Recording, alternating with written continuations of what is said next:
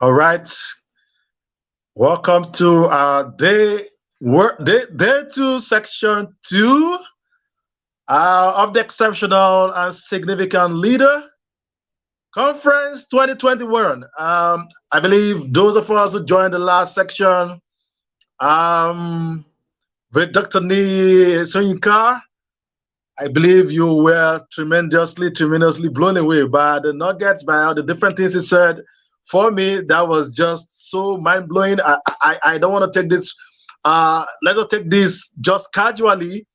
You want to get the replay as much as possible so you can listen to it over and over and over again. See what he shared in 40 minutes, 40 minutes, 45 minutes.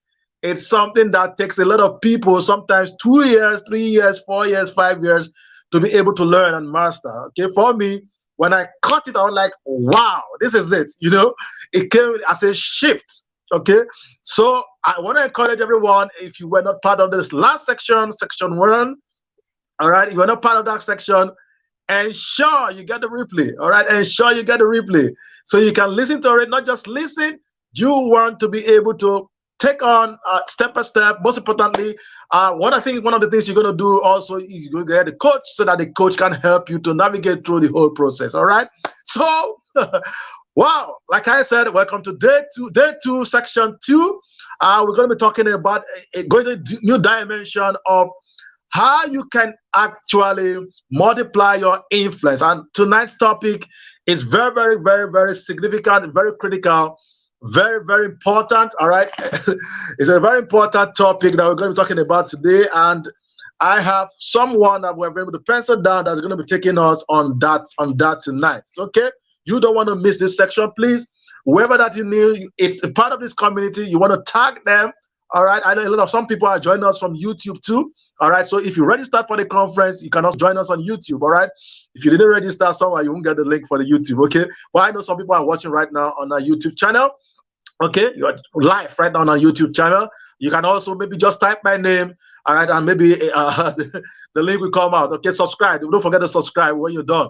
Okay, but great, we're going to be having another blowout section tonight. Let's see if our moderator is in. All right, that's in already. So I'm going to bring her in on board right now. And Dr. Niyi Borire, all right, woke up this morning, 4 a.m., just be part of tonight's section. Hey, what a sacrifice. Thank you, sir. I believe I'm going to be seeing you. Thank you so much, sir, for getting up this early to be able to add value to our community. I'm so grateful for the time. I'm so grateful for committing this time tonight. Thank you this morning from your end. All right, tonight from our end here right in Nigeria. Thank you so much. So if you're joining us, please drop in the comments, Terry, or whatever they're joining from, your name and your location, so we can actually be able to put that on the screen and let people know where you are joining from. So let me bring on our moderator again, Fumi Omotosha, behavioral coach, onto the platform, so she can take it off from there. Thank you. Awesome. All right, Fumi, you're back there. Thank you very much. All right, take it all the way. Coach Terry Omodibo, thank you very much. Thank you. Everyone, good evening. You're welcome to the second session today, day two, second session. And today we have an amazing speaker that is waiting for us to impart onto us from the gem and the wealth of his knowledge, from the other side of the world, all the way from Sydney, Australia. We have Dr. Niyi Borire, but I want you to please take a comfortable seat and take your pen and your jotter, because today you don't want to miss out on this man who is going to be talking to us about visionary leadership and positioning yourself for relevance, for global relevance and impact, the myths, the process, and the rewards. The topic again, visionary leadership, positioning yourself for global relevance and impact, the myths, the process, and the rewards. And if you have not done so in the other session, please go to the chat room and just type your name and where you are joining us from. Dr. Borire is joining us from Sydney, Australia, and is an award-winning neurologist, is a researcher, is a lecturer, is an author, is a speaker, and a change agent. And I know that tonight, by the time his session is done, our lives will not remain the same because it's going to impact us, it's going to wow us, it's going to give us that shift that we need to become the exceptional and significant leader that we want to be. Ladies and gentlemen, please let's put our hands together for the award-winning neurologist, Dr. Niyi Borire. You are welcome, sir. Wow, thank you so much. Thank you for that introduction. Can you hear me very clearly?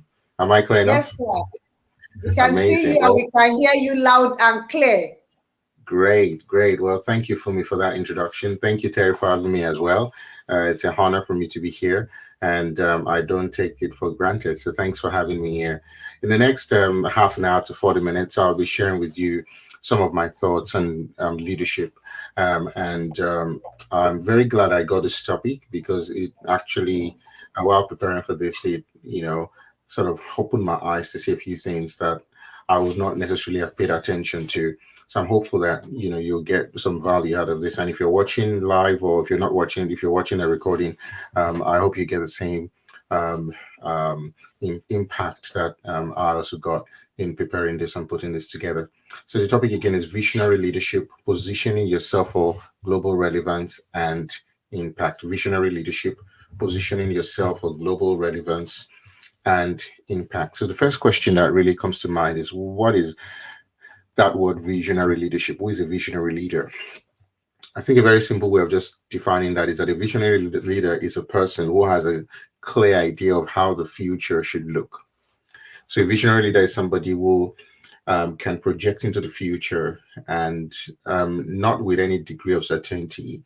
Not that a visionary leader can predict or can work everything out in the future. No, because a visionary leader is still a man, and human beings are limited in terms of our ability to forecast.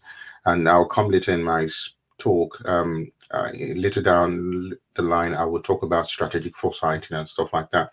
But it's important to understand that as a visionary leader, um, uh, the key principle there is the ability to see the future from the beginning and to be able to strategically position oneself for the changes that would occur in the future.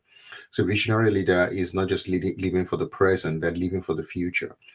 A visionary leader is somebody who is adaptive enough and flexible enough to modulate and to adapt their style, their behavior, without losing their values, without losing their purpose, their mandate, their individuality. That's what a visionary leader is. So I don't want to belabor that topic, visionary leader, but I just thought that was really, sort of encapsulates what this whole talk is about. So I'll be discussing visionary leadership from three angles. I'll be looking at the myths around visionary leadership. I'll be looking at the process of becoming a visionary leader, and I'll be talking about the rewards that would come with it. All right. So the meats, the process, and the rewards. I'll quickly go straight into that because there's a lot to talk about here, and I'll be bringing a little bit of neuroscience into this, as you read it, as you heard when my bio was being read. That I've got a background in neuroscience, and I was, find that relevant to, everyday life. So the first thing here is the myths. The first aspect of today's talk is the myths, the myths that surround visionary leadership. All right. Now, a lot of people think leadership is all about being popular. A lot of people think leadership is about being profitable, being prosperous, or being global. Those are all myths, which I want to debunk today. So, being a visionary leader is not about being a popular leader. It's not about being a profitable leader. It's not about being a prosperous leader. It's not about being a global leader. Now, there's nothing wrong about all of these things, to be honest.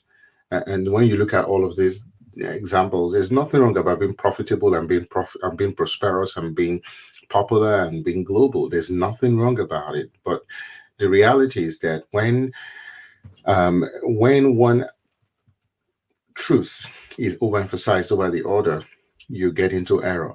And a lot of people, young leaders who have gotten into error because they are not symmetrical in their understanding of what leadership is. So they swing to one side without giving their understanding or their perception of things a bit of a balance with the other side. And that's what I want to talk about today.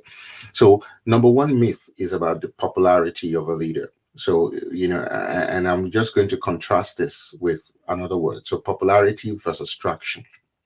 So I'm going to discuss these four things. Number one, popularity versus traction.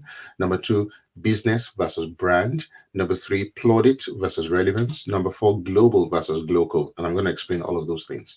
So number one, popularity versus traction. Now, one of the biggest myths that I see in today's world is that a lot of people mistake popularity for traction. A lot of people mistake popularity for traction, and they feel that being an exceptional and significant leader is about you being popular. The truth is that if you're exceptional and significant, you'll be popular, but you may be popular without being exceptional and significant. You may be popular without being a visionary leader. So the test of being a visionary leader is not about your popularity. Those are the things that come with it. Those are the extras that come with you being an exceptional and significant leader. So popularity is about attention. Popularity is about the ability to vie for people's attention. That's what we're all doing, isn't it? Every person who is a leader is vying for attention, whether you're a thought leader, whether you're a business leader, whatever you are in, whether you're an influencer, an entertainer, a comedian, a business person, you're vying for people's attention. In the words of culture, you would say you're trying to, rent space in the heads of people. So it's all about attention, and attention is actually a neuroscientific construct. Attention is the ability of a person's brain to direct the focus of their brain, the focus of their cognitive capabilities to a particular idea. So everybody's fighting for attention, and to be popular means to get attention, to get people's attention, to attract them to you. That's what it is about. Popularity is about, but not all attention results in produce results that are positive. So not everyone that is popular is impactful. Not everyone that is popular is relevant. Not everyone that is popular is exceptional or significant. So popularity is not a measure of significance. Absolutely not. Popularity defines is attention, or refers to the kind of attention you can draw, but it doesn't really speak to acceptance. Traction, on the other hand, is acceptance. Traction is acceptance. And one of the myths of leadership today is that you have people who are interested in popularity. They're more interested in how many followers do I have, how many comments do I have, how many likes do I have, how many people are reading my blogs, how many people are visiting my website, how many people subscribe to my channel. That's what they're interested in. All right. And that's getting it twisted, because being significant is not about being popular. Being significant is about traction. It's about you not just attracting people, but you having people that are not just attracted to you, but they accept. And those are the kind of people that you build into a tribe and community. So if you're a leader, if you're aspiring to be a leader, what you should chase is not popularity. What you should chase is traction. What you should chase is that you want to have a community of people that will not just be attentive to you when you speak, but they would accept your word and they would follow you. I hope I'm communicating here. I hope you're getting me, guys. I hope you're getting me, guys. All right. So a popular leader is not necessarily a visionary leader. A visionary leader is not interested in just popularity. A visionary leader is interested in traction. Number two myth is about, I use the word business versus a brand. A lot of people in the thought leadership space, for example, and coaching and all that, are interested in building businesses. And it's good to build a business. Absolutely. I'm a businessman. And I know how it means. I've not earned a salary for the last 6, going to 7 years now. All right. I'm not interested. I run a business and a suite of businesses, companies. All right. And so I have nothing against business and profit. But what is much more important? There's something much more important than business, and that's a brand. And we can't talk about branding today. I'm not a branding expert, but I understand the neuroscience of branding. And I understand why some brands are more powerful than others, and how those brands communicate with the neurons in your brain, and how those brands make you put your hand in your wallet to, I understand why a new iPhone would create such emotion in you that you're trading whatever you have to get it. That's the power of a brand. And so I see that a lot of people today put emphasis on the business rather than the brand, on the profit rather than the authenticity. What defines a brand is the authentic value, the authentic nature of the brand. So a lot of young leaders who are coming up today are much more interested in profit than on being authentic. If I were to advise you today, a visionary leader is not just interested in the immediate gain. A visionary leader is interested in being unusual. To be visionary is to be unusual. To be visionary is to be unusual, because you're not just living in the present, you are living for the future. Those that live for the present are interested in profit. They are the ones that are just running their daily life just to make money. When you're visionary, your goal is beyond money. Let me tell you, the money will come. Because if you are in your purpose, and I'm sure Sam Ekuda would have said this yesterday, that if you're in your purpose, you'll be resourced for your purpose. There's no way you can operate in the place of purpose and lack. No, there's no way that would happen. See, that doesn't mean you won't face difficulty, but there would always be a breakthrough. Now, that's not what my talk is about. I'm talking about you being authentic, you being you being unique, you understanding your journey, your story, your message, and sticking to that. You understand, not losing your individuality, your purpose, your mandate, no matter what happens. That's the call God gave me. That's the mandate God gave me. That mandate is to help people navigate change without losing their individuality, their identity, or their purpose. Because a lot of people go through challenging situations that move their focus from being authentic, from being their real selves, to copying other people, to becoming like other people. You are more than that. You should be more than that, and you should aspire for more than that. Your life should be more than what you earn. Your life should be more than what you can have. And that's what I am explaining to you today and challenging you to a higher dimension today.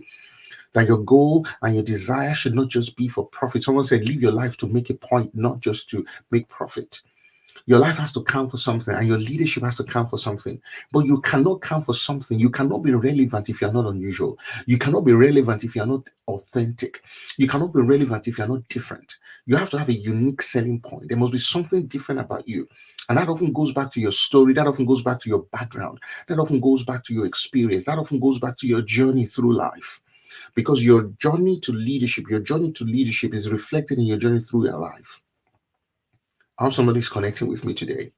So one of the big myths that I see, one of the most pervasive myths that I see amongst young people today, is a desire for profit above authenticity. When you're authentic, people will be drawn to you. When you're authentic and you're yourself and you're staying in your lane, you're not trying to be someone else. You're not trying to copy anyone. You're just genuine. You're real. You're yourself. You will attract people. You will attract your own people. You will attract your own audience. You will connect with the people that you should connect with. Authenticity is key, is very important. Let me tell you a story. And this really happened. I drove my wife's car to the gas station to fill up the tank with gas. I'm not sure, can you guys hear me? I'm not seeing any feedback, comments, or whatever. So I'm not sure, what the engagement is and whether people are really feeling me. All right. I'm still trying to warm up myself, just very early hours of the day here. It's just 5:30 in the morning. Now, as I was saying, I was just filling my wife's gas tank. And as I was doing that, um, it was a four-wheel drive. It was almost empty. So I kept filling it, kept filling it, kept filling it. A small car came about, parked next to me.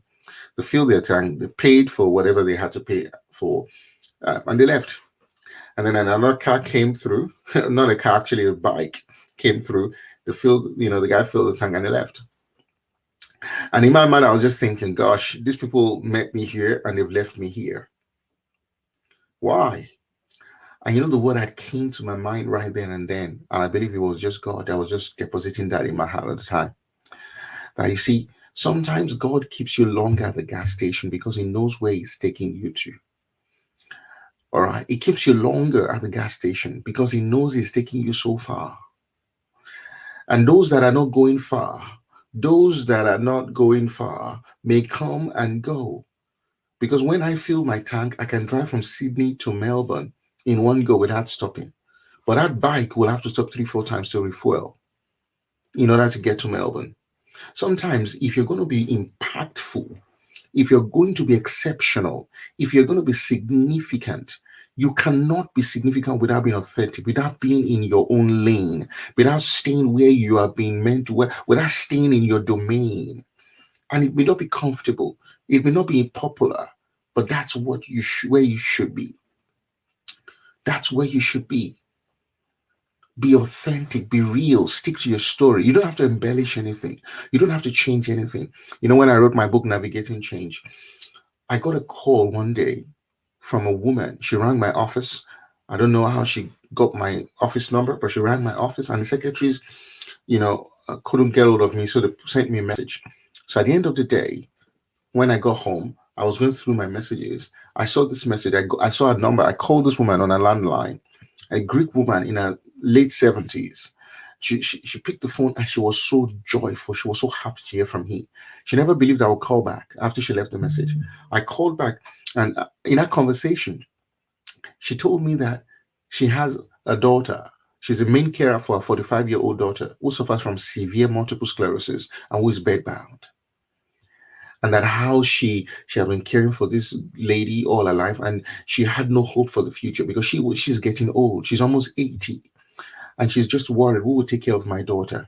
Who will take care of this daughter who is 45 years old? She's bedbound. She's tube fed. She has to be cleaned and washed. She has to be, she does everything completely dependent on her mom at the age of 45. And she said, when I read your book, you just gave me hope. When I read your book, I just found courage. I just found strength. She said, Doc, I just feel like hugging you wherever you are. You know what? I've not met that woman before. I've not seen her before. I don't know where she is right now. Well, I know where she lives, but I've not met her physically. If I see her in the street, I would not know who she is. But I heard her voice, and that broken voice, that voice that just it was full of emotion because she read the book. And when I put down the phone, I shed a few tears, and I said, "Thank God, I obeyed God. Thank God, I wrote that book. Thank God, I wrote that book. Thank God, I shared my story." It may not be the most popular book, but there's somebody out there. Can you imagine that? A book about a young Nigerian boy, grew up toughened in the streets of Lagos, now living in Sydney, inspiring an almost 80-year-old Greek woman in the streets of Sydney. Can you imagine that story? Now, when I wrote the book, I wasn't thinking about that. But that's what usually happens. That's relevance. That's significance. That's impact. You just have to be authentic. You just have to be your real self. You don't have to change your story. You don't have to embellish things. You don't have to change your accent. You don't have to talk like other people. You just have to be yourself. There are people who would listen to what you have and whose lives will be transformed just by what you have. Just stay in your lane. Another myth that I quickly talk about is plaudit versus relevance. Plaudit is applause, praise versus relevance, which speaks to solution. So a lot of people think that a visionary leader is somebody who gets a lot of applause, gets a lot of plaudit. But that's not the case. A visionary leader is somebody who is relevant. And relevance speaks to solution. You're only relevant because you're meeting the needs of the community. You're only relevant because you're meeting the needs of the people around you. Relevance is all about solution. The final thing I'll quickly talk about under this subheading of myths is global versus local. And I use the word glocal, Glocal, global versus local. To be global, yes, is to be known worldwide, yes. And a lot of people want to be global. Yes, I want to be a global speaker. I want to be a global influencer. I want to be a global trainer. I want to be a global, globally acclaimed and globally known, coach. I want to be this. I want to be that. I want to be an innovator, an entrepreneur, whatever. Great. But the people that are really, really exceptional and significant are not just global, they are glocal. You know what that means? That's a fusion of the word global and local. And that word is from a Japanese phenomenon that says think globally, act locally. So a visionary leader has a global mindset, but the global mindset does not take away their local influence. Because whether you like it or not, you've got to start from somewhere. IKEA, the big furniture giant, started in Sweden. They're a global company. But if you go to that city in Sweden, you would see exactly, is this Sweden? Yeah, I think Sweden. You would see exactly their influence. You see the local influence. A lot of people are interested in just being, I just want to appear, I'm just blow everywhere. Yes, I want to be a global leader. Yes, I want to be globally known. Yes. But you start in your local community. If you're not able to impact and affect your local community, how can you be global? You're just going to go like a wisp of smoke and you will just evaporate very quickly. All right. A lot of people are just, I see the craziness about looking for opportunities here and there. Just want to be on a flyer with some other people, well, abroad, and then, do all of those kind of things, just to be global. But you're getting it wrong. That's a myth. Being visionary starts about you influencing your local community. That's where it starts from. It starts from being local. It starts from being local, influencing the people that you are with. That's where it starts from. So thinking globally, yes, but you are acting locally. You're starting from your community, wherever that community is. And as you start from that community, it could be an online community, it could be in terms of where your neighborhood, it could be your school, it could be your place of work, it could be any other place, your church, wherever it is. You're starting from that local community and you're spreading off your influence. And as you're becoming global, you are adapting because you're thinking globally. You're thinking globally. So if I was to speak to a new, a Kiwi audience, an audience, if I'm invited to speak somewhere in New Zealand, I wouldn't be using my references from Nigeria because they will not connect. My illustrations will be illustrations that will be relevant to them. All right, that's acting locally. That's thinking globally and acting locally. But if I'm talking to a Nigerian audience, I can use references that people will connect with. I can use illustrations that people will connect with because that's what it's all about. Thinking globally, acting locally. That's it. When I wrote my book, I sent it to two separate editors. In fact, three editors went through it. All right. The first person was an American man, all right, in Colorado. Then I sent it to a woman here in Brisbane, an editor in Brisbane. Somebody in Nigeria also had a look at it. And a lot of them made a few changes. And I realized that when the book was initially written, in fact, the editor in Brisbane, the woman here, sent me a message because she didn't understand. She didn't understand some of the jargons and some of the expressions. She felt it didn't make sense.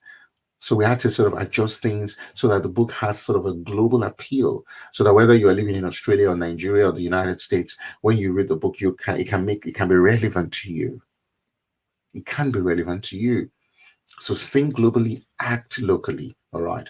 So I'll leave that there. The myths I've talked about is that visionary leadership is not about popularity. It's not about profitability. It's not about plaudito. It's not about just being global.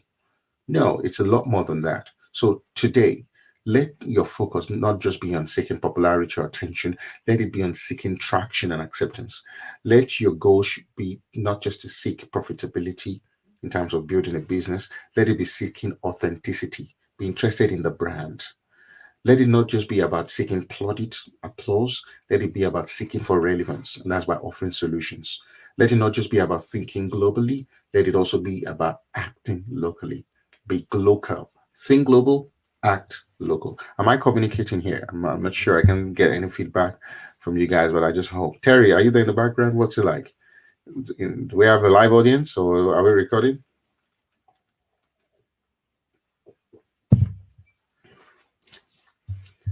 Hello, guys. Okay. Is Terry there or for me? Are you guys there? All right. I'll go on to the next. Hello, can you hear me? Yeah, I can. How's it going? Okay, I lost her there. All right. I'll go on to the next aspect, which is the process. The process. How to become a visionary leader. What's the process? The process that is involved. The first thing I mentioned here is the perception of the future. So I'm going to talk about two things. I'm going to talk about the perception of the future, and I'm going to talk about visionary leadership, the perception of the future, and I'm going to talk about strategic positioning, actually, strategic foresighting. Perception of the future, strategic foresighting. That's what I'm going to talk about. So let's start with the perception of the future. I like this. This was written by William Gibson. This was said by William Gibson, who is a science fiction writer. And he said something. He said, the future already exists. The future already exists, but it's not evenly distributed. I'm not sure whether you get that. The future already exists today, but it's not distributed evenly. I'm going to break that down for you. I'll put it this way. The things that constitute the normal or everyday within the lives of those living in the future already exist for some today. I'll say that again. What is normal? What will be normal in 20 years' time? What will be normal in 30 years' time? What the technology would be like in 30 years' time already exists today for some people. It's already normal for some people. I remember when I was in high school, we had no mobile phones at the time. There were no mobile phones when I was in high school. But I remember that one of our neighbors used to have these old telephones. He worked for Tel magazine, which was a sort of a political magazine in Nigeria. And it's all these big flip phones. While everyone else had the landline, the way you dialed, the kind of landlines you dial, he had this phone, and we used to be fascinated by this phone because he was also sort of a very flamboyant guy. He would stay in front of his house and he would dial a number and he'd be talking on the phone and everybody would be looking at him. All right, well, I will not hold a mobile phone on maybe until about maybe 5-10 years after that. Now, even before he used that technology has been existing in the 60s and 70s. And that's where every new technology, of course, always starts with a minority, isn't it? Before it becomes, you look at cars, some of the standard features of most new cars now were initially in luxury cars, like 10, 15 years ago. Some of the features in the new luxury cars, the McLarens, the Maserati, the Ferraris, some of the, features now, which are not available in normal regular cars, will become regular features in 5-10 years. The future already exists now. There are some people already living in the future, whether in reality, whether it's by imagination, or whether it's by concept.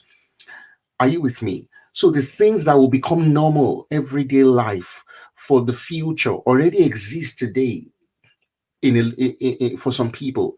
So that's why I like that. The future already exists. It's just not distributed evenly.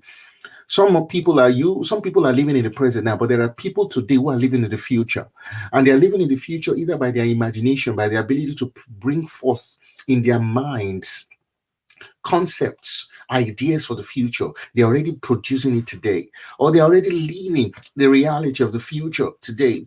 Or maybe they already have a prototype of a new technology today. It's not been rolled out. Recently, was it yesterday or 2 days ago, the flying car between two cities. Finally, they were able to do that and fly somebody with a car. That's not available everywhere, but that technology exists today. Driverless cars exist today. Those are technologies that exist today, and in 10, 15, 20 years time, who knows, they will become like everybody's reality, everyday reality. So what exists in the future already exists today, and I want to just get that clear for you guys. Okay. Now, but one thing is important for the future, and note this down, for the future to energize and motivate action, it must feel imminent. We're talking about the visionary leader, the ability to see into the future. And I'm talking about your perception of the future. Because if you're going to be a visionary leader that will be significant and exceptional, you have to have the right perception of the future. Because you are trying to take the right steps to achieve the vision you've already seen. A visionary leader is looking at the future, but yes, they're not just looking at the future in abstract terms. They can see the future. They can predict the future. They can work out exactly where they want to be in the future. They can frame the future, but it starts from today. And that's what this is all about, the perception of the future. If you're going to be a visionary leader, you have to have the right perception of the future. But the future can only motivate you to action if it feels imminent. If it feels imminent. So that's what happens when why students read very hard when it's a few days to the exam. Have you realized that when a deadline for your assignment is almost due, or the deadline for the paper, or you have a project and the deadline is almost due, you start to work very hard. You don't have to be pushed. You don't have to be, because you feel, oh, it's in a few days time, or it's in a few hours time. I have a deadline, I have to submit this, or I have to do this. So you start to rush, because the future that is so soon energizes and motivates you to action. But that's the reason why a lot of people don't save for retirement, because retirement feels so far. If you ask how many 20, 30-year-olds are saving for retirement, they don't care about retirement. They care about the present now. If you ask how many 20 or 30-year-olds have regular health checks, they don't. because they are not interested in those kind of behaviors because, oh yeah, I'm healthy, I'm okay, it's for the future. But if you compare the proportion of 30-year-olds and 60-year-olds or 50-year-olds, and ask them how many of them are saving for retirement, of course, a lot of 50-year-olds will be saving for retirement, because every time they move, they already feel the cracks, they can hear the crepitations in their joints. They know, oh yeah, I'm getting old. So they start saving for retirement because they feel, they can perceive that the future is near. When you perceive that the future is imminent, you don't want to waste time. You don't want to waste time. You start to work hard. Have you seen some young, vibrant, visionary leaders who have had a glimpse of the future, and it's so real to them, it's so imminent to them that they cannot stop? They keep working, they keep working, they keep working. And people ask, why are you working? It's because they've seen something. It's because they can perceive the future. To them, the future is not a distant, far away idea. The future is the present. That's what I'm saying. Some people are already living in the future. The reality of the future is so present to them that it's spurring them on to action. You wonder why Terry is bringing this on, because Terry has seen something. Terry has seen something. He's seen a future that he wants to live. He's seen a future that he wants to, manifest. And that's why he's calling, I know how many messages I got, I know how many messages I got. And I know, I'm sure the same for all the speakers, getting them on, please come on board. Please, let's do this. Why? Because there's a weight upon his heart for the future. When you perceive the future the right way, you'll be spurred on to action. People who do not have a correct ideal perception of the future are not willing to move. They are the ones that will not want to lose weight. They don't want to save. They don't want to put in the hard yards. They don't want to work. They don't want to study. They don't want to pay for coaching. They don't want to pay for any product. They don't want to do any of those things. They may want the popularity. They want to associate. They will send you messages. Oh yes, please, can you mentor me? Oh yes, can you do this and that? But they are not ready to sacrifice because they cannot feel the weight of the future on them. But if you are a visionary leader and you have seen exactly the kind of future you want, you will be spurred on to action. Because when you see and you perceive, it becomes near to you. It becomes imminent. You want to move. For the future to energize or motivate current action, it must feel imminent. Your perception of the future will determine the kind of action you take. Listen to that. Your perception of your future will determine the kind of action you take today. The perception of your future, your perception of your future will determine the kind of action you take today. If you have the wrong perception of the future, you're not going to take any action. You are not going to do anything. You're not going to motivate yourself. You're not going to move yourself. Your perception of your future will determine the kind of action you take today. Now, to be a visionary leader, there are three things we need. You need time, you need resources, and you need attention. And those are limited, aren't they? Time, resources, and attention. Anything you want to do in life, you need those three things. And if you're going to be a visionary leader, you need those three things. You need time. You need to dedicate time to your craft. You need to dedicate time to your craft. You need to apply yourself. You need time to study. You need time to read, time to develop yourself, time to attend programs. You're spending time here. Time is limited. Time is restricted. So time. Number two, you need resources. You need human resources. You need financial resources. You need all kinds of resources in order to actualize your vision. You also need attention. You need to focus. You need to know what to focus on. There are many distractions here and there. You have your family, your extended family. If you're married, you have children, you have siblings, you have this, you have that. You're volunteering, you work in the church, or it's the mosque, or whatever. Time, resources, and attention are limited. So the reality is that people tend to allocate time, resources, and attention to events that are pressing. So what tends to happen, because our time, our resources, and our attention are limited, the pressing issues, the issues that appear pressing, even though they appear pressing, they appear urgent, but they're not important. They appear urgent, but they're not important. They're the things that we tend to direct our time, we direct our resources and our attention to, because they appear urgent, they are not important in the grand scheme of things. And when that happens, we lose sight of the future. We start to live in the present. And for a lot of young people that I see who have leaders, they're making that mistake of not looking at the future, of not having the right perception of the future. They are living in the present. So all of their cognitive resources, their attention, their time is diverted to the present. And so they lose sight of the future. They lose sight of what and where they've been called to go. If you don't feel the weight of the future, you will allocate all your resources to the present. Listen, I say that again. If you don't feel the weight of the future on you, you will allocate all of these resources, all of your time, all of your attention to the present. And I give you the example. That's why people fail to save for retirement. They fail to fail for retirement. Why do they fail to save for retirement? Because they feel the weight of the present. They divert all their resources to the present, to doing this, to doing this, to doing this. They can't save. They can't discipline themselves. They fail to engage in preventative health behaviors. They can't go to the doctor. They can't do regular health checks because they are not living for the future. They are living for the present. They've not decided. Have you ever thought about it? When do I want to retire? How do I want to retire? And what kind of lifestyle do I want to have? A lot of people don't think about that, do they?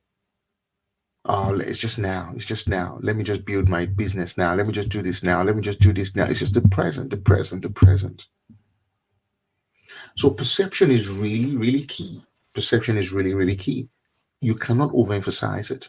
Your perception of the future will determine the action you take in the present, will determine how much of your time, resources, and attention you allocate to the present challenges. Because the present needs and the present challenges will not be fully exhausted. There's just no way you can fully exhaust your present needs and challenges. You cannot be there for everyone. You cannot solve everybody's problems. I'm by God's grace also a pastor, and I understand what it is. I can't solve everybody's problem. I can't counsel everybody. I can't make everybody happy. I can't be there for everybody. I can't. My resources, my strength, my calling, everything is limited. I can't be there for everybody. Jesus even did not heal every sick person on earth when he was there. He didn't convert everybody. Not everybody believed in him. Even his own people turned on him. So you can't be there for everyone. You must understand the limited nature of your calling, of your assignment, of your purpose, and of your resources. That's just the reality. And so, if you understand how limited you are, you will be smart enough to understand that, yes, I've got to be careful that I don't just live in the present and divert all of my time, resources, and attention just to the present without feeling the weight of the future. A visionary leader sees the future, and the future is real and imminent to them. So they are seeing the future. They're not seeing themselves just in the current light of their situation. They're seeing themselves, they see themselves in the light of the future. And based on that, they act today. They act today. There's a principle in neuroscience called selective filtering or selective attention. And that's the ability of your brain to decide what to select. Your brain decides what it wants to be represented on in your cortex, which is where your consciousness is, your understanding of the world is. And I would always say this, that your brain is exposed, your body is exposed to so many sensations, so many experiences, but not those experiences get representation in the cortex. Not all those experiences get representation in the cognitive space. You're not fully aware of all those experiences. But so your brain decides what you perceive and what you don't perceive. Even though you experience those things, not everything comes to the level of your consciousness.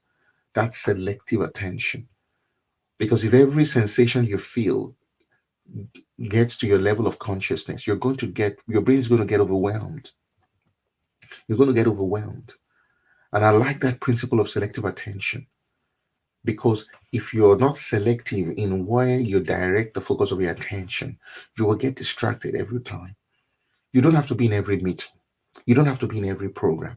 You don't have to be everywhere. You don't have to have every mentor. You don't have to be doing everything. You just have to do the right thing. You just have to know where you should be and divert your attention and your resources to the right thing. Okay, I'll move on very quickly. The second thing I'll talk about here in the process, remember, talking about the process, is strategic foresighting. Uh, and I'm not a futurist by any means, but strategic foresighting is really important when it comes to being a visionary leader.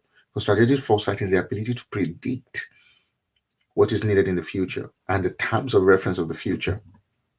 Because you had a glimpse of what the future is, the kind of future you want, you can then find out, how can I modulate myself? How can I adapt? How can I prepare and position myself? That's the difference between foresighting and planning. They're two different things. Strategic planning and strategic foresighting are different, because planning is about using the information, the data from today to extrapolate for the future. So when you're planning, you're looking at, okay, what are the resources we have? What are the things we have? Let's put everything together to see what we can do for the future. That's planning. Planning is prospective. Foresighting is different. Foresighting starts from the future. Foresighting considers the future and then gives you a target to plan back into the present. Foresighting is, okay, this is where I want to be in 5, 10 years' time. All right. So what do I do to get there? All right. What do I need to have to get there? So foresighting is about, okay, what more should I do to get there? What less should I do to get there? What should I start to get there? And what should I stop to get there? So in order to get there, I need to start some things. I need to stop some things. I need to do more of some things, and I need to do less of some things. But it starts from the end and then working it back.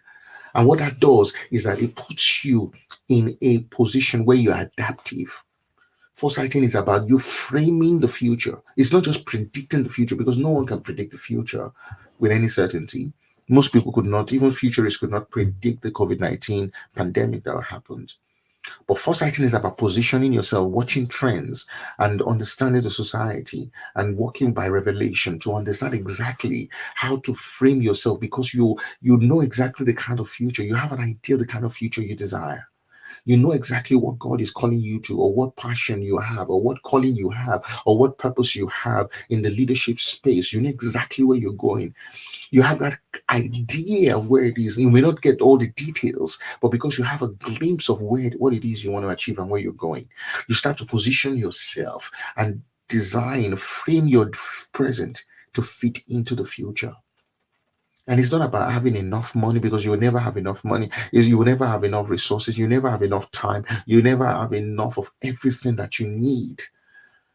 So visionary leadership is beyond just planning, is beyond strategic planning.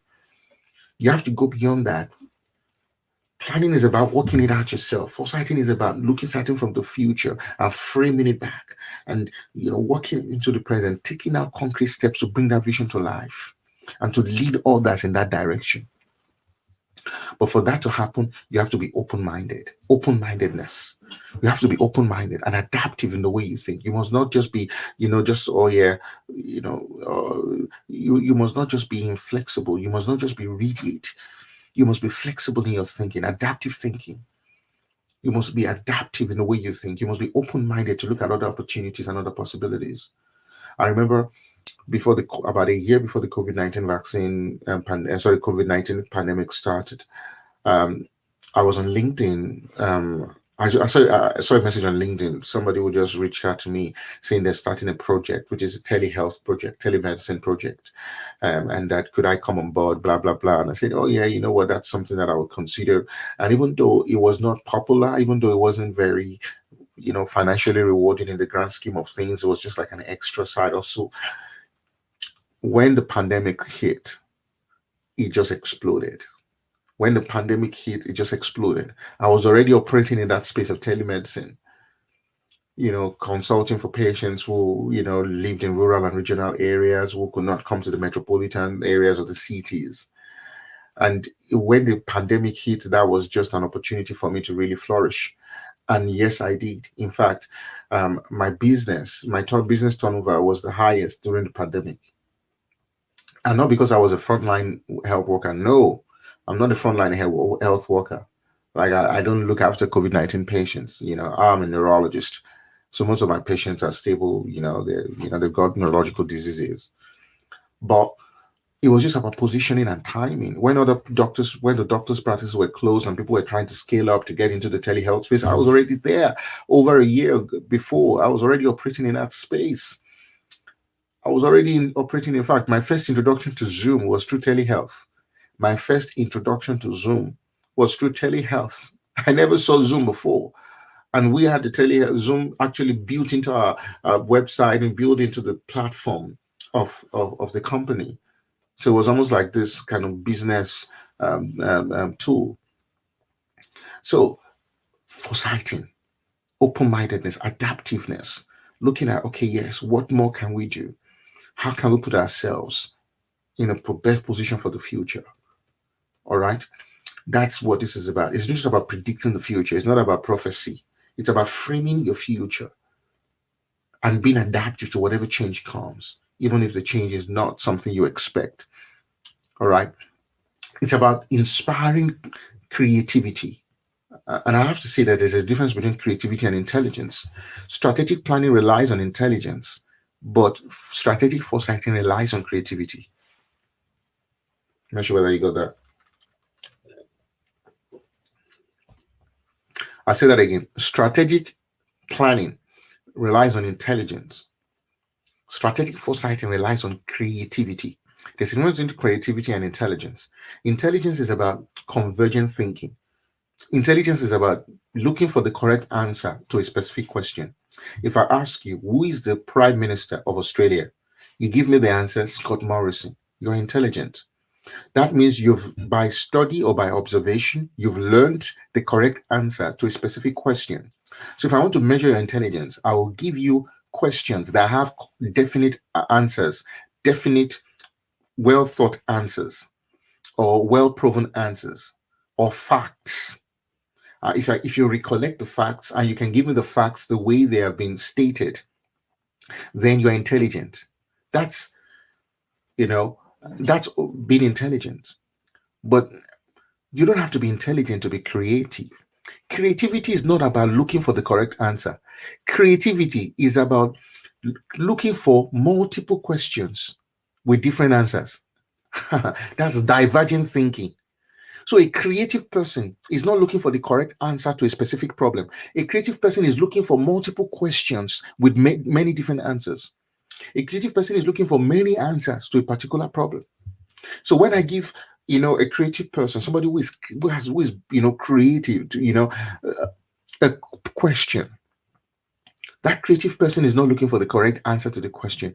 They are looking for how many other questions qualify this question and what are the possible alternatives. And that's what opens our minds to adaptive thinking. That's what opens our mind to adaptive thinking, and that's why you see that a lot of, even in the IT world, in the entrepreneurship innovation, in the world of innovation, you see that certain products start with something and then they just become useful in other areas. Instagram didn't start like a photo sharing app. Instagram started for, I think the guy who designed Instagram did it for pubs. So that, every time you go for a gig, whether it's a pub or a club, you can take photos of, the place. That was what it was designed for. But then they adapted. PayPal didn't start as a payment platform. That was not how they started, but they adapted. And so sometimes you may start with an idea. That idea would lead to something bigger than even what you even envisaged. But you have to start with it. So if you're creative, you're not boxing. No. My vision is, this is my vision. This is what, I want to do. This is what, no. Not necessarily. You may start on a project and then along the way, you just, wow. Something just pops up that, wow, look at this. We can actually do this. How did Twitter start? The people that started Twitter did not start Twitter with that mind. It was a completely different company. So Twitter was just started from a small division within the main company by Jack Dorsey, who was heading that division. That was not what the company, if you go check the vision statement of the original company, they had nothing to do with Twitter. It was just a byproduct of their work. It was just a byproduct of their work. Adaptive. Look at Kodak today. A few years ago, I was in Rochester, in New York, and I went through the Kodak campus, massive campus, to hear that Kodak, the world leader in photography, is now relegated, completely relegated. And yet today, digital cameras was actually designed, was first designed by Kodak employees. They brought their technology and say, hey guys, look at this technology. We found this technology in our lab. Look at this technology. But the leaders of Kodak said, no, it's paper prints, printed films. No, diesel, no, no, no, no, no. But today, where are they? The same technology they designed, they actually paid for their own demise. Kodak paid for their own demise because they were not adaptive enough. They think, oh yeah, this is just the way to do it. This is how it has been done. You go to school, you go to college, you graduate, you get a job, you do this, you study this, and then you come out like that. That is it. No, there's just not one way. There's just not one way. We have to be open-minded, we have to be flexible, we have to ask questions, and we have to be adaptive if you're going to be visionary leaders. I'm going to stop there in the interest of time. And I'll just round up with this quick one, the rewards. The rewards of visionary leadership. The three level of rewards. And you might have heard from me before. I actually like this. Three levels of rewards. Number one, as a visionary leader, you can live for souvenirs. Souvenirs are records of existence or attendance. You can live for trophies. Trophies are records of achievement. Or you can live for legacy. Legacy is what you're known for when you're no longer here. Visionary leaders live for legacy, not souvenirs. Souvenir is just a record of existence. Look at the current football tournament that is going on, the Euro 2020 that is going on now. So all that some people will come up with, or let me not use Euro 2020, let me use the 1986 World Cup. What some players left that World Cup with in 1986 were just souvenirs. They attended.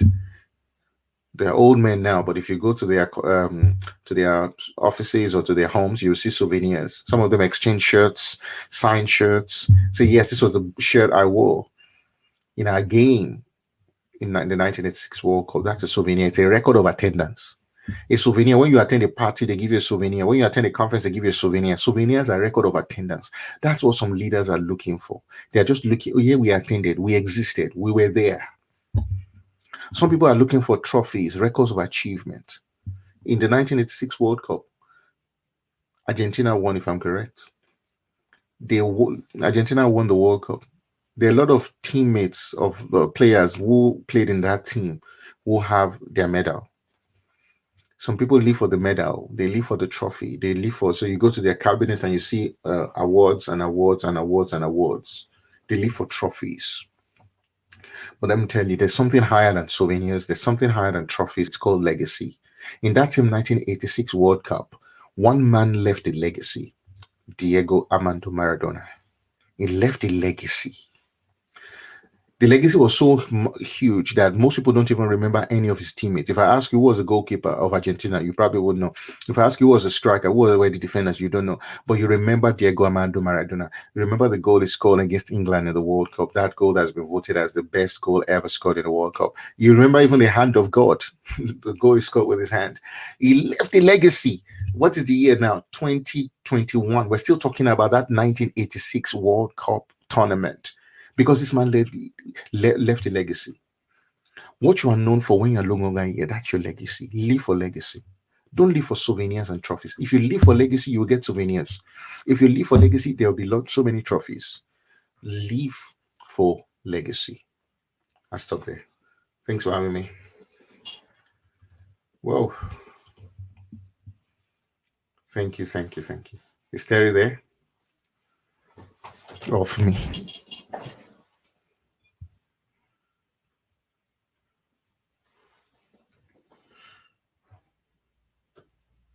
Hello, guys.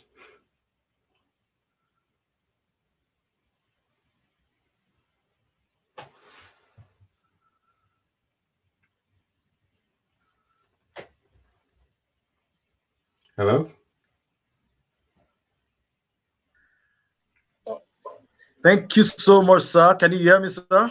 Yes, I can. Awesome. I don't mind. We are taking notes. Okay. we are taking notes, and this is so awesome tonight. For me, are you in there? Do you want to say something first before I round up this section? For me, we can hear you. For me, we can't hear you any longer. You want to check on your... Okay, I don't know for me. We can hear for me. Can hear for me. All right. Thank you, sir. This is so mind blowing. I was just like, how did I even come up with this topic? This topic, you just took it out. You took it out of me and just did. How will I say it? How will I express this now? Did justice to it. That was just exactly what is in my heart. You landed on the right note. All right, on the right thing. You should have said legacy. That was just it. And I'm so glad, so excited. Thank you so much, sir. I really appreciate the sacrifices, waking up very early in the morning to share this and to just add so much value to our community tonight. This tonight from this end, yes, sir. I really do appreciate. I really do appreciate. Don't live for souvenirs. Don't live for trophies. Don't live for don't live for instant gratification. Live for legacy. That was what I heard a few years back when my life was just my life was just ups and downs. I was asking myself, what am I all about? Is this just to just become famous? Is it just to have money? Is it just to what is it all about? And I heard it so clearly. What happens when you are no longer here? What happens when your name is mentioned? What comes to the minds of people? If it is sour, you have something to do about it. If it is sweet, if it is great, that means you're doing something right. I saw my mentors, I saw my role models, I saw my pastors. I saw the way their lives were all about people. All right, all about people. Like I think it's a Chinese bamboo tree that he said if you want to eat for a short time, plant vegetables. If you want to eat for a few years, plant fruit trees. If you want to live for a lifetime, plant men and women. So all those things came up. I was like, Absolutely. wow, my life is going to be all about people, adding value, make people at least live a legacy. So thank you so much, sir, for expressing this out. It took me a whole lot to come up with that topic. I was like, what will I give this? I know you are all about neuroscience. I know you should be talking about vision. I was able to just tie it out, and you just did exactly. It's like, how would I come there? They call it vomit here. You just vomited this thing out of me, and I'm so grateful for that. No worries. Thanks I'm for having so me. so Thank you so so much. grateful. So grateful. So grateful. So grateful. I'm so grateful. Okay. There's so much. I'm going to listen to this video over and over and over again. I want to encourage everyone, if you don't get this replaced, it's not it's, what is mine. All right.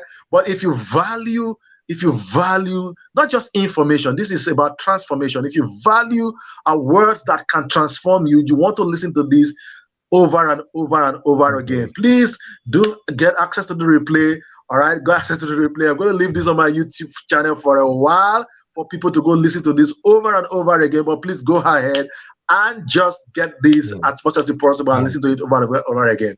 All right. So Sorry. go Um, ahead, sir. I've got to leave urgently now because I'm on call today Yes, as well. yeah, So yeah. I've got to go. Okay, So awesome, thanks for having me awesome. again, and God bless. Thank you so much, sir. I appreciate you, sir. Thank you so much, sir. There are no questions, so we can just allow you go, sir. Thank you so much. I appreciate it. Yeah. All right. Fumi, can you hear you now?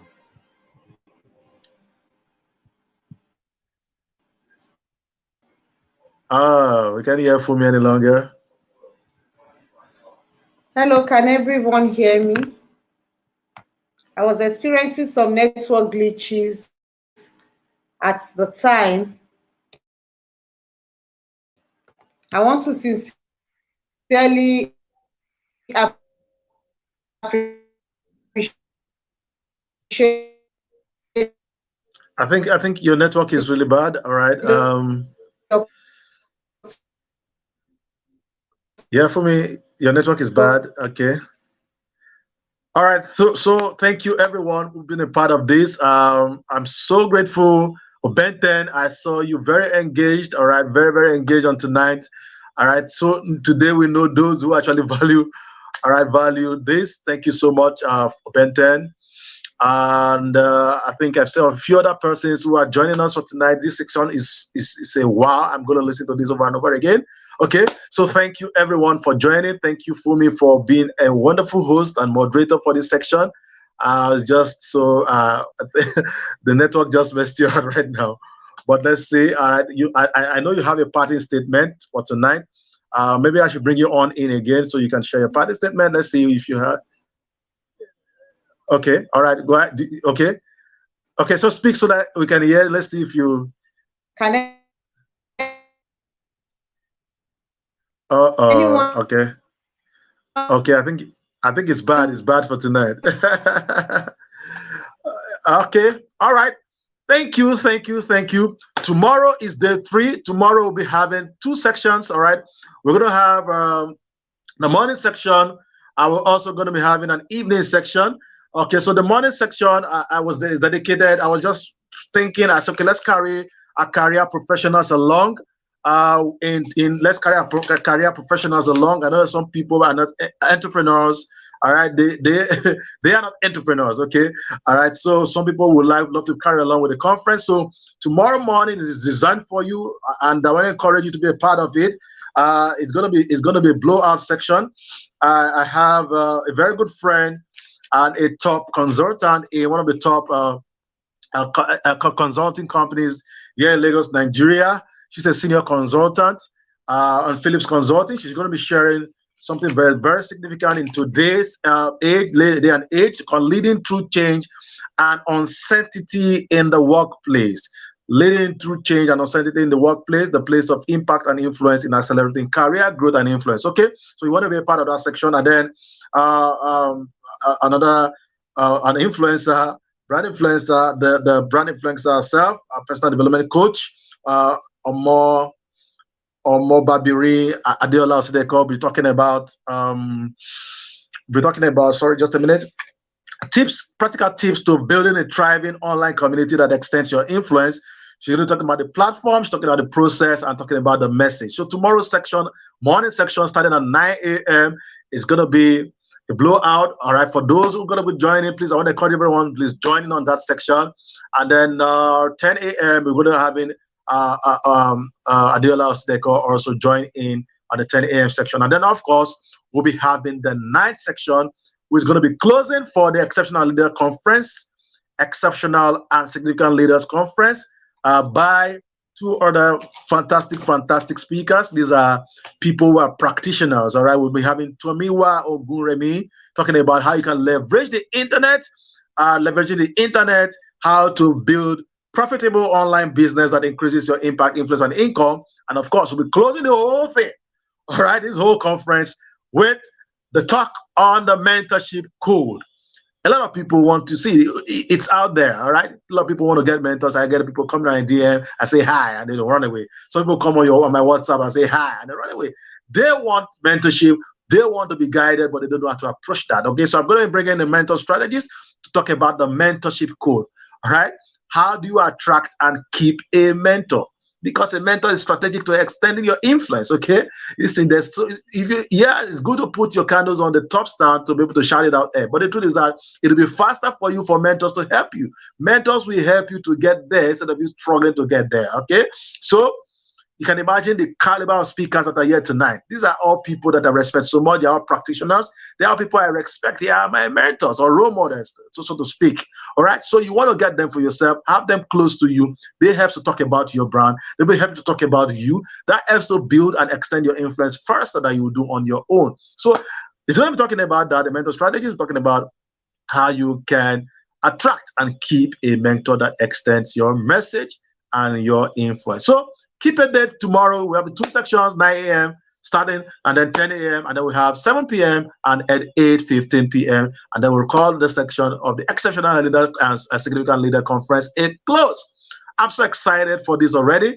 I'm going to be listening to this over and over again. So please, if you want to get the recordings, you want to get the replays, send a message.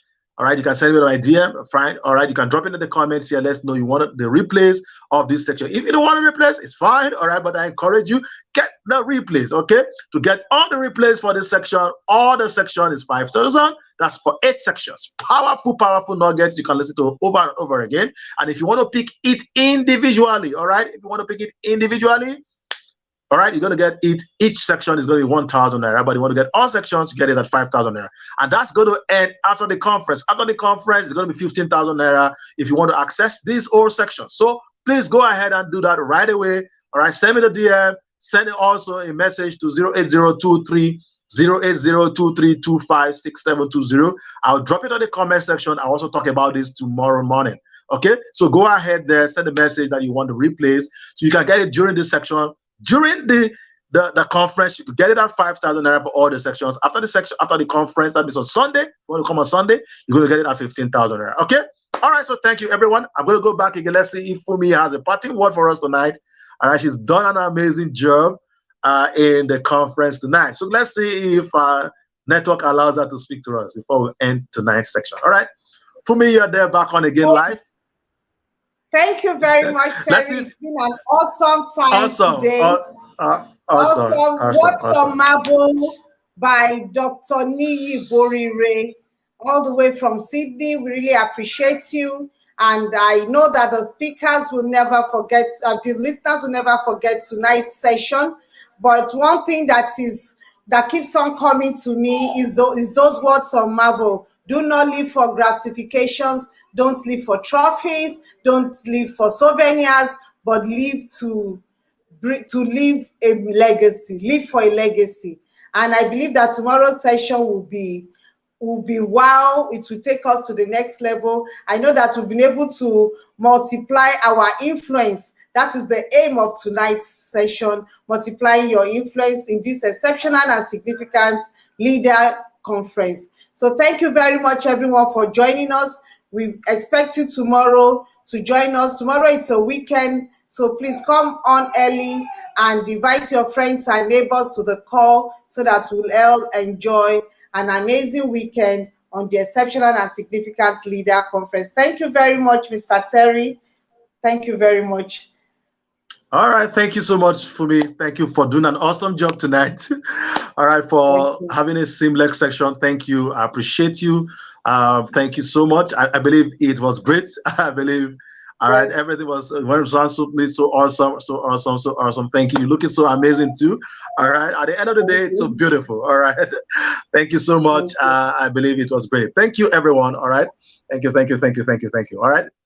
All right, so we're going to close tonight's section. We're going to close in tonight's section. If you want to get it replaced, please jump on my DM. If you want to get it replaced, please send a message. Okay, send a message. Let's just show those level of commitment that you want the replay. Okay, and then we'll take it up from there. So thank you, and see you tomorrow same time. Tomorrow by 9 a.m. Not same time. Tomorrow 9 a.m. We're starting on day 3 of the Exceptional and Significant Leaders Conference. Bye bye for now.